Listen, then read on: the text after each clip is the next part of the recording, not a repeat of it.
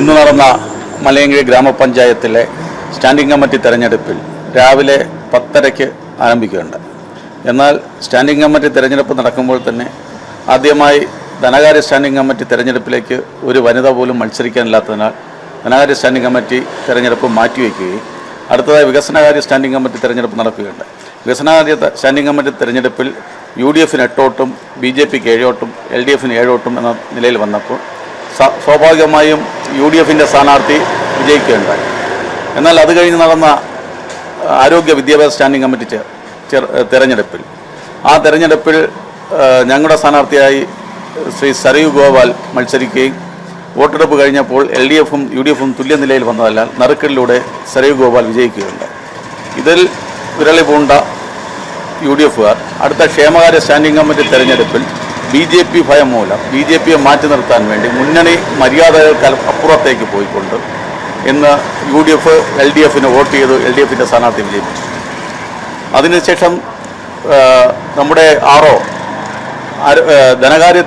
ധനകാര്യ വനിതാ സംവരണത്തിൻ്റെ തെരഞ്ഞെടുപ്പിലേക്ക് പോകാൻ നോക്കിയിട്ട് നടന്നില്ല. കാരണം ഞങ്ങളോ LDFോ മത്സരിക്കാൻ തയ്യാറല്ലായിരുന്നു. അങ്ങനെ അത് 8-ാം തീയതിയിലേക്ക് മാറ്റി വെച്ചിട്ടുണ്ട്.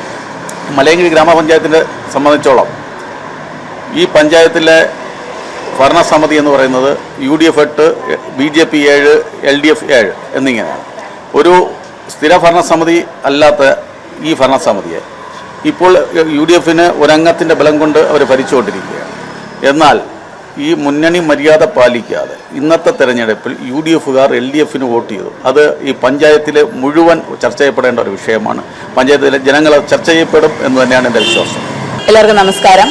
ഇന്ന് മലയങ്കിഴി ഗ്രാമപഞ്ചായത്തിലെ സ്റ്റാൻഡിംഗ് കമ്മിറ്റി തെരഞ്ഞെടുപ്പിനോടനുബന്ധിച്ച് ഇവിടെ വികസനകാര്യ സ്റ്റാൻഡിംഗ് കമ്മിറ്റിയിൽ അവരുടെ UDFൻ്റെ സലീജ 8 വോട്ട് നേടി വിജയിച്ചു.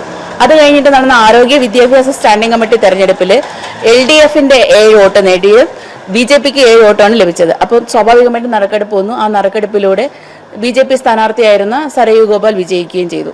അതിനുശേഷം നടന്ന ക്ഷേമകാര്യ സ്റ്റാൻഡിംഗ് കമ്മിറ്റി തെരഞ്ഞെടുപ്പിൽ LDFന് OG ബിന്ദു ആയിരുന്നു സ്ഥാനാർത്ഥി. BJPയുടെ ചന്ദ്രലേഖ UP എന്ന ഞാനായിരുന്നു സ്ഥാനാർത്ഥി. ഇതിൽ സ്വാഭാവികമായി LDFന് 7 സീറ്റുള്ള പഞ്ചായത്താണ്, BJPക്ക് 7 സീറ്റുണ്ട്. നറുക്കെടുപ്പിലേക്ക് പോകേണ്ടിയിരുന്ന ഒരു തെരഞ്ഞെടുപ്പിൽ UDFിൽ മണപ്പുറം വാർഡിൽ നിന്ന് വിജയിച്ചു വന്ന ഷാജി എന്ന മെമ്പർ LDFൻ്റെ OG ബിന്ദുവിന് വോട്ട് ചെയ്യുന്ന ഒരു സാഹചര്യമാണ്. ആ ഒരു കാഴ്ചയാണ് നമ്മളിന്ന് മലയങ്കിഴി പഞ്ചായത്തിലെ സ്റ്റാൻഡിംഗ് കമ്മിറ്റി തെരഞ്ഞെടുപ്പിൽ കണ്ടത്. ഇനി ഇത് വരും നിയമസഭാ തെരഞ്ഞെടുപ്പിലേക്കുള്ള ഒരു സൂചനയായിട്ടാണ് നമ്മളിത് കാണുന്നത്. കാരണം അവരുടെ ഒരു ഇന്ത്യ മുന്നണി സഖ്യമാണ് ഇന്നിവിടെ പ്രവർത്തിച്ചത്. ഈ നിയമസഭാ തെരഞ്ഞെടുപ്പിലും LDFനും UDFനും പ്രത്യേകം സ്ഥാനാർത്ഥിയെ നിർത്താതെ അവർ ഒരുമിച്ച് മത്സരിക്കുന്നതാണ് നല്ലതെന്നാണ് BJPക്ക് ഈ അവസരത്തിൽ പറയാനുള്ളത്.